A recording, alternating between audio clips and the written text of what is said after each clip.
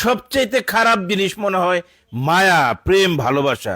এই যে স্বামী নিজের এই মহিলার আপন বোনের মেয়েকে সে আকাম করছে, বুঝেনি তো? এই জিনিসটা ভাইরাল। তারপরেও স্বামীর গলা ছাড়লো না, স্বামীরে ছাড়লো না, কেউরে মারতে দিল না।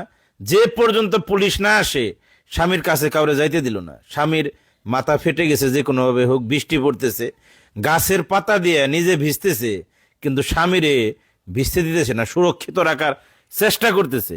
বারবার এই বিষয়টা আমি উপলব্ধি করতেছি দূর থেকে, যে এমনটাও হয় অনেক ক্ষেত্রে। অনেক মহিলা হইলে হয়তো এতক্ষণ নিজের স্বামীরই একটা কিছু কইরা ফেলাইতো ভাই, কিন্তু এত কিছুর পরেও স্বীকার করতেছে স্বামীর ভালো না, স্বামীর চরিত্র ভালো না, স্বামী খারাপ, স্বামী সব স্বামীর আকাম কুকাম এই মহিলা স্বীকার করতেছে।